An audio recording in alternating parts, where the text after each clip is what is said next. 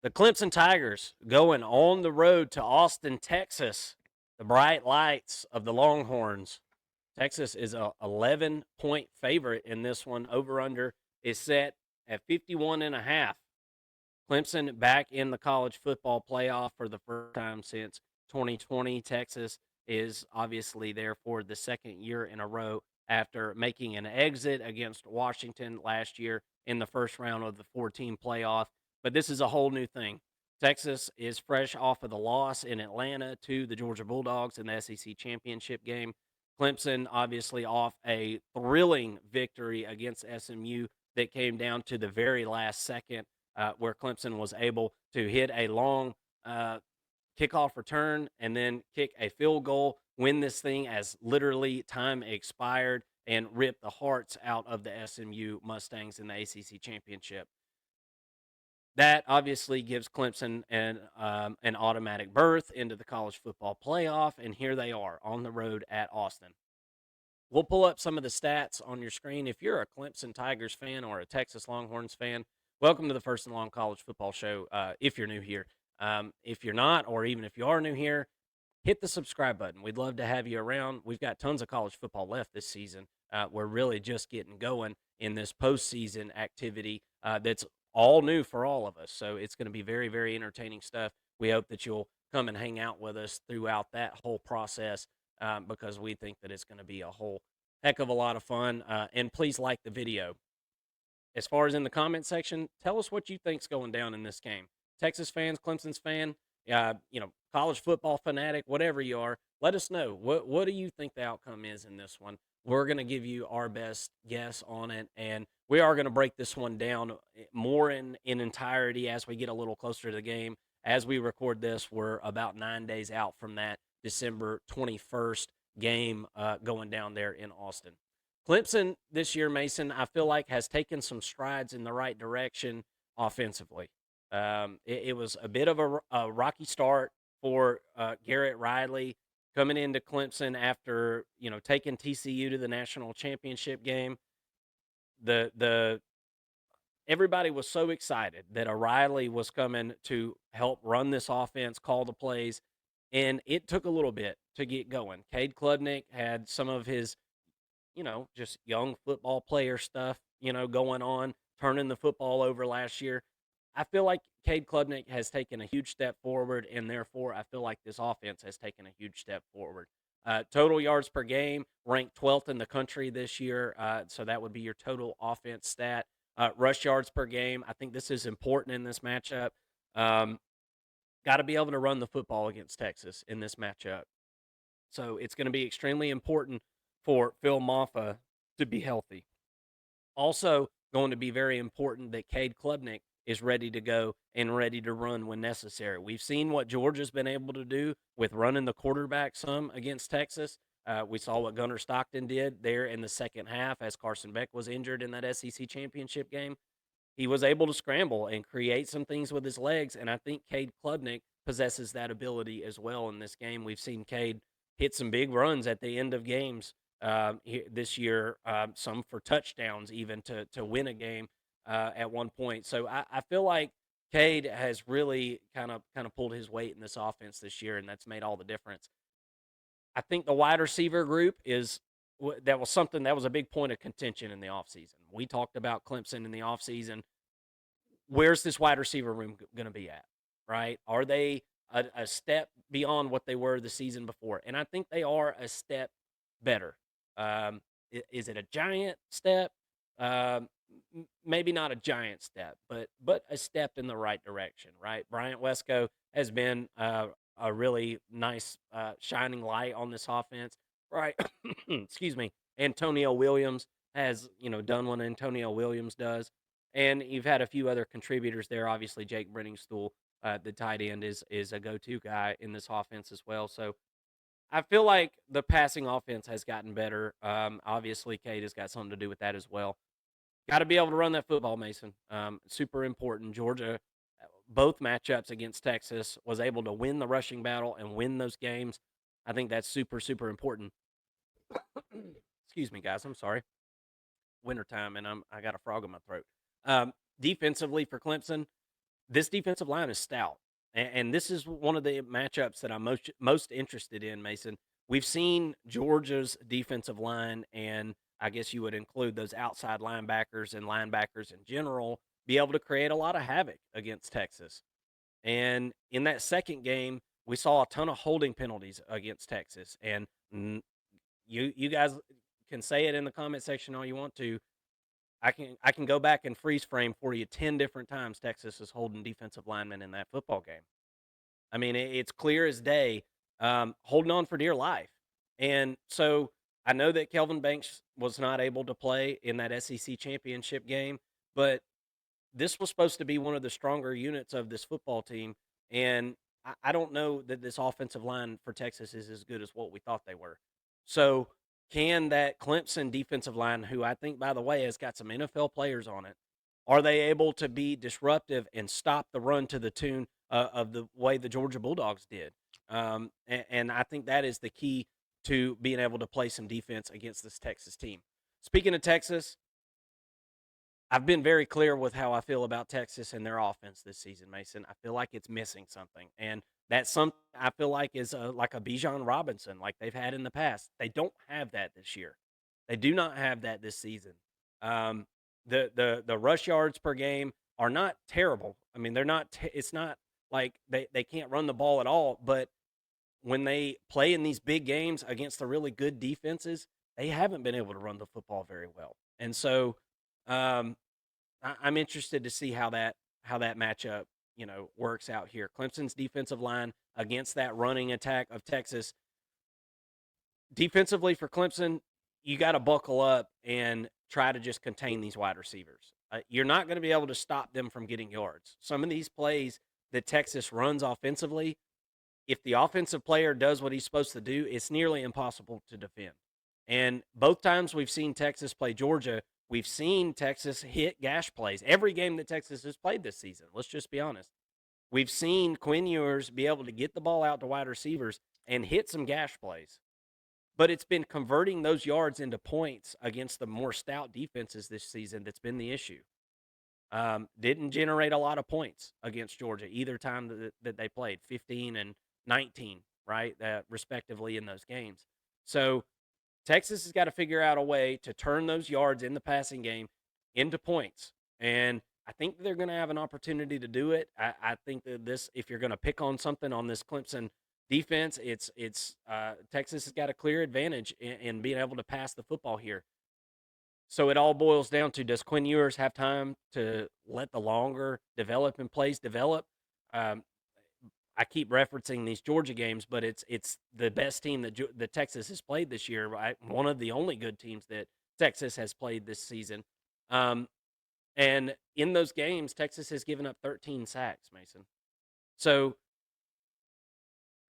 the passing game is good. How good could it be if you're not giving up 13 sacks in those two games? And that kind of leads me to where I'm at with this football game. Is Texas going to protect the quarterback or aren't they? And is Clemson going to be able to get after Quinn Ewers or aren't they?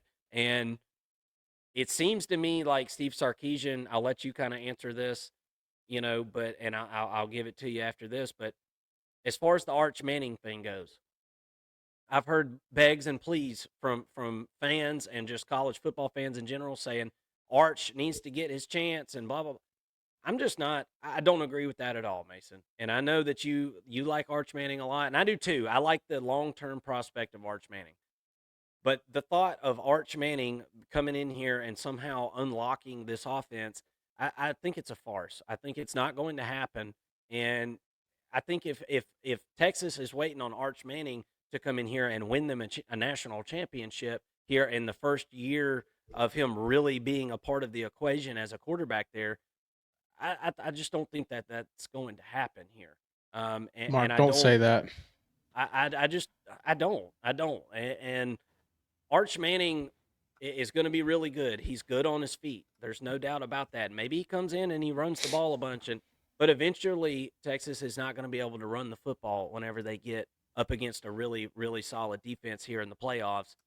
Then what is he going to do? Is he able to operate this offense in its entirety? That's where Quinn Ewers has got the upper hand clearly, and there's some kind of reason or another that Steve Sarkisian has kept Quinn Ewers there.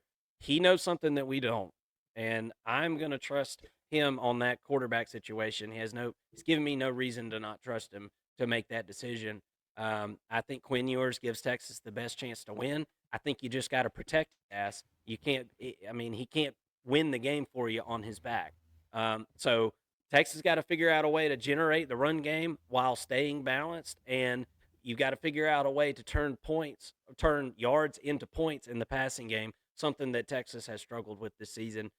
The receiver room's not as good. Let's just be real. Matthew Golden is unbelievable, but there's no like big red zone threat here. And I think that Texas has got to figure out a way to get that handled. Maybe it's the tight end, right? The tight ends kind of went MIA against Georgia because they keep him into block because they can't keep defenders off of the quarterback. So he hasn't even been able to like run routes, Gunnar Helm that is. So is Texas able to protect well enough to get him involved offensively? I feel like it all just kind of boils back down to that offensive line for Texas. Are they as good as what we thought they were going into the season, or aren't they? I think this game will at least somewhat tell us more about that story and how it will develop going forward in the playoff. What are your thoughts on this one? Yeah, well, going back to the Arch Manning thing, I said don't say that when you were saying that he can't come in or he's not going to come in and lead Texas to a national championship in the playoffs in his first season. Like I hear that, and as a Georgia fan, I'm thinking like, oh gosh, you're going to end up in a clip somewhere, on some Texas fan page, and when Texas is hoisting the trophy at the end of the Well, year I or probably will beginning because of the year. I've been a known Texas hater. I've got some of them, Yeah, and I'm gonna say Texas hater because I don't hate Texas, but you're a um, wanted man in te- Texas. Texas fans uh, were very quick to find the closest Georgia fan before both of these matchups and let them know that they were going to kick their ass, and um, you know that didn't happen. And all those comments got deleted. I wish I could show you right now, but they all got deleted for some reason. Go, go ahead. Sorry. But the reason I was so big on Arch Manning going into the Georgia game is because I thought that he possessed a skill set to exploit one of Georgia's weaknesses in that game. I thought it was a good plan from a matchup perspective. Going up against Clemson, I haven't seen that really be the case against Clemson. I mean, even with Lenore Sellers, who had a great game, who had a couple of good runs on the ground against Clemson, those, I mean, South Carolina still only scored 17 points in that game, so it's not like Clemson gave up a bunch of yards or anything like that to a rushing quarterback. Or a dual threat quarterback, not rushing only is Lenore Sellers. But my point is, I also agree with you that Quinn Ewers gives them the best chance to win when he's protected. I don't think that Clemson's front it matches up as well as Georgia's does. I really like TJ Parker. I love Peter Woods. Sammy Brown's been getting involved with Wade Woodaz being injured. Sammy Brown, the true freshman, has been able to really get in there and get some time, and I think that that's really important. But to me, Georgia just had something figured out against Texas, and it was clear in both of those football games. I think that this Texas offensive line, assuming Banks comes back at left tackle, which I don't have any inside information on that. I wish I did. I could share with you. You guys, Texas fans, in the comment section, let us know what your feel is for Banks and whether or not he plays in this one. But because I think that is a really big deal. Clemson has a lot to throw at you. I mean, they've still got some dudes up front. Ask SMU because they were all over Jennings' ass, especially in that first half of that football game. And they can do similar things against Texas, but I don't think Clemson's going to end up at the end of the night when we're looking at the stat sheet. I don't think Clemson's going to end up with 6 or 7 sacks. I don't think it's going to be that type of performance. but they can get after Quinn and move him out of the pockets, get him off balance, and get him uncomfortable. And I think that that's the plan for Clemson in this one if they're going to win this football game. The other thing for Texas, I'm wondering, are they gonna get in the end zone, in the red zone? Are they going to get there on the ground? As good as Wisner has been all season long, he's only had 3 rushing touchdowns so far this year. That's been a big issue for them and a reason why they're not scored in the red zone. When you're scored in the red zone, you've got great tight end play, which I think you're going to struggle with Gunnar Helmick once again in this game because of his matchup with the linebackers. He's better than the linebackers. He should be able to get open, but we've seen, first of all, Texas force him to block in some situations, but then secondly, we've seen him get covered up by some fast linebackers, and Clemson has that. They've got speed at the linebacker position, so I think that it's going to get tough in the red zone once again, and unfortunately for Texas fans, that leads to field goals or field goal attempts. If Auburn is able to hit those field goals. He missed a couple, obviously, in the SEC championship game. So to me, that's kind of the game plan for Clemson. Bend, don't break, right? Keep Texas in front of you, force them to field goals, and then Clemson's got to be able to perform. Texas has possibly the best defense in the country. I still give that nod to Ohio State, but I think that Texas does have the best defense in the SEC, and that's saying something in a SEC that's loaded with defenses. We just saw Clemson. That secondary is sick. Yeah. The secondary, to me, when I was watching the SEC championship game, I was getting ready to say that the Texas secondary won them that football game, right? And until we saw, the end result. Obviously, they didn't win, but the secondary for Texas was flying all over the field. They were a problem not just in the passing game, but also in the running game, in the screen game. It looked like all 5 of the DBs knew exactly where the football was going as soon as the ball was snapped, and they were flying to the football. It was really impressive to watch. So I think my point in saying that, though, is Clemson just faced one of the best defenses in the SEC, and they scored 14 points against South Carolina. That's not going to cut it in this football game. Texas is getting more than 14 points. Texas is scoring probably 15 in field goals alone. So Clemson better find a way to get Bryant Wesco the football, because he seems to be as good as Antonio Williams has been. I think Williams is a little bit more of a possession type receiver, not somebody who necessarily takes the top off the defense. Bryant Wesco is your playmaker, and he's the catalyst, or like kind of the wild card in this matchup for Clemson.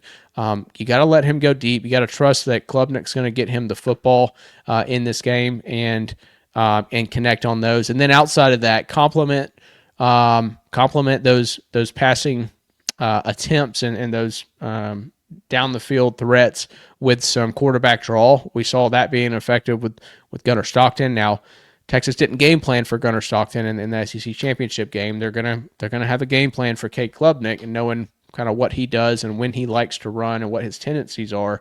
But I think a scrambling quarterback can find opportunities and extend the play, extend the drive with his legs when things are not open down the field. And I think you'll see a pretty good bit of that from Cade Klubnik too. I'm really excited for this matchup. I do think Texas wins it. I'm not ready to give a score prediction yet, or a bet against the spread, or anything like that. But I'm leaning Texas right now. And I think Austin is going to be absolutely on tilt. Like it's going to be full tilt over there. Going to be a crazy environment. Would love to catch a game there one day, but this one, if you are catching that game, let us know in the comment section because we want to hear from you on what that was like when it's all said and done. But leaning Texas right here, but I think Clemson's going to be pretty competitive too, Mark. You bring up some really good points, and I'm glad that you highlighted the Texas defense because I didn't really do that at talking through this thing. But that is this Texas team. I talked a lot about the offense on the front end and some of the woes that I felt like they've kind of went through this season. They haven't kind of went through. The offense hasn't been nearly as good as what it was last year. That's undeniable. But the defense has been that much better. I feel like the secondary has been that much better. Last year they were better on the defensive line on that front.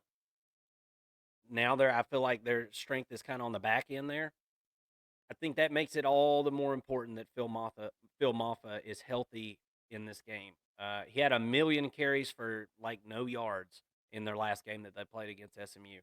He's got to be able to run the football. He's got to be able to tote the rock because you got to be able to. I mean, he's a big presence. He's a big back. So for him to be able to draw some attention and bring that secondary in closer to the line is going to give you that opportunity for a guy like Bryant Wesco to maybe be able to find a crease in this Texas defense, and there's not going to be many of them. So if you get one or two, you have to hit it. So I'm with you, Mason. I'm on Texas with this one. I think Texas is probably more than likely going to cover this 11-point spread here. I think Clemson is the team in the college football playoff right now that doesn't belong. I'm just going to be honest with you. And it has nothing to do with Clemson as a program. It has nothing to do with just where this team's at right now. They won the ACC championship, and it's been a great season for Clemson. But I don't see this team as being one of the 10 best teams in the country this season.